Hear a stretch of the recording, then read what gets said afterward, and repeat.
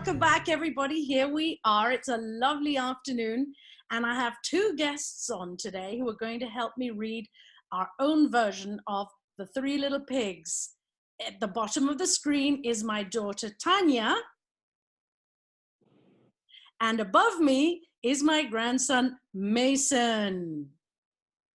You all know Mason because Mason drew the wonderful picture that I have and the intro and the outro of my story time. So let's not waste another minute. We're anxious to share this with you. Enjoy this version of The Three Little Pigs. Once upon a time, there were three little pigs, and they decided one day they were ready to seek their fortunes out in the world. Mrs. Pig kissed and hugged them and then waved them off from the front porch.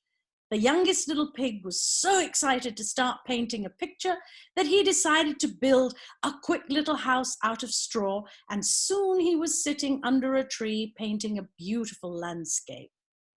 The middle piggy, meanwhile, thought that straw might be too weak and decided he was going to build his house out of sticks, with a nice little wood-burning barbecue on one side.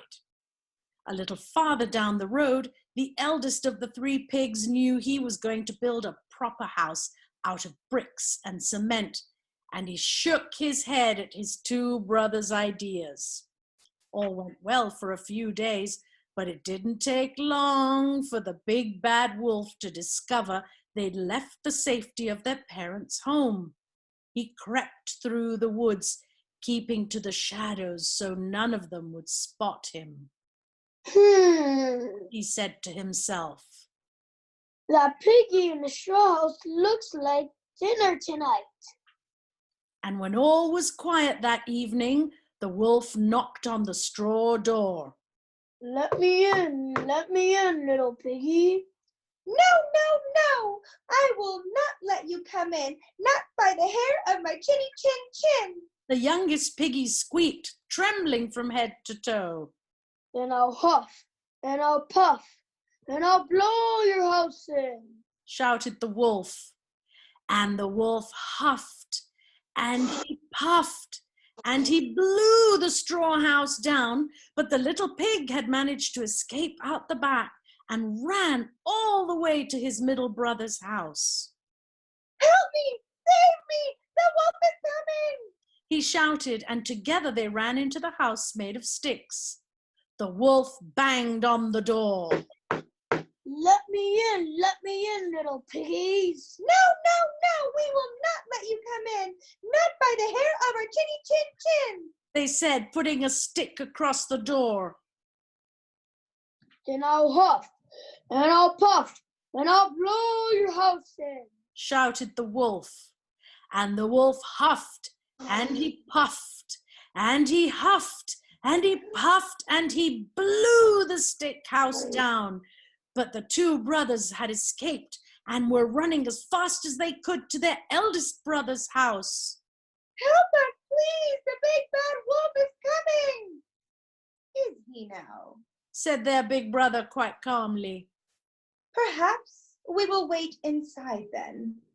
But his two brothers had not waited for the invitation. They were already inside and hiding behind the sofa.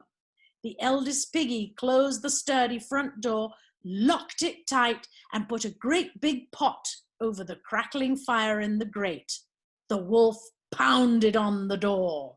Let me in, little piggies. I know you're in there. No, said the eldest piggy. We're not going to let you in. Not today, not tomorrow, not ever. Really? Snarled the wolf. Well, I'll huff, and I'll puff, and I'll blow your house in. Please do, said the eldest pig, stirring the broth in the great pot.